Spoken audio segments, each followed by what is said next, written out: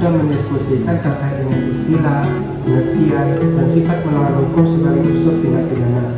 Selanjutnya, bagaimana ajaran tentang sifat melawan hukum itu, Pak? Terdapat dua ajaran tentang sifat melawan hukum itu, Sadam, yakni ajaran sifat melawan hukum formil dan ajaran sifat melawan hukum material. Berikut dapat kita lihat perbedaannya dari sisi pengertian, kemudian kaitannya dengan undang-undang, dan sebagai alasan penghapus pidana.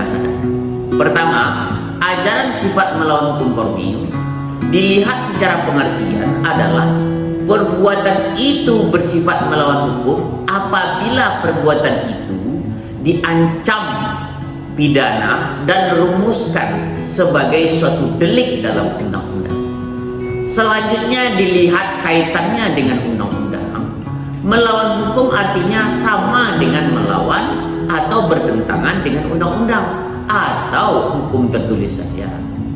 Dan dilihat sebagai alasan penghapusnya pidana, sifat melawan hukum suatu perbuatan dapat hapusnya hanya berdasarkan ketentuan undang-undang saja. Sedangkan yang kedua, ajaran sifat melawan hukum material dilihat secara pengertiannya adalah perbuatan itu bersifat melawan hukum atau tidak. Tidak hanya yang terdapat di dalam undang-undang atau hukum tertulis dan hukum tidak tertulis. Selanjutnya dilihat kaitannya dengan undang-undang.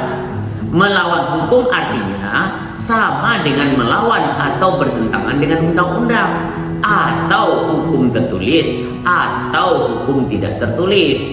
Dan dilihat sebagai alasan penghapus pidana, sifat melawan hukum suatu perbuatan dapat hapus berdasarkan ketentuan undang-undang atau hukum tertulis dan hukum tidak tertulis.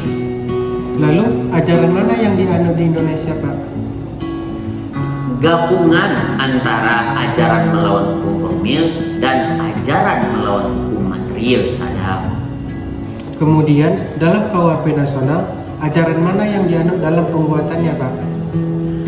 Khususnya dalam konteks pembuatan KUHP nasional, kecenderungan ajaran sifat melawan hukum material lebih dipilih, Sadam, baik dalam fungsi positif maupun negatif.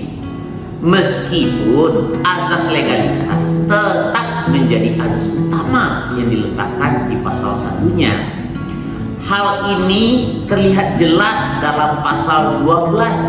Ada perkataan oleh peraturan perundang-undangan harus bersifat melawan hukum atau bertentangan dengan hukum yang hidup dalam masyarakat.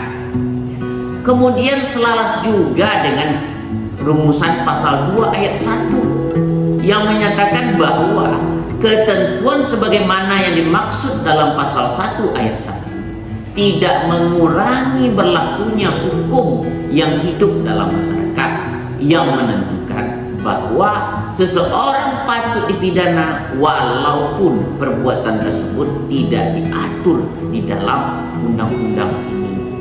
Jadi Sadam, inilah yang dimaksud dengan ajaran melawan hukum formil dan melawan hukum material.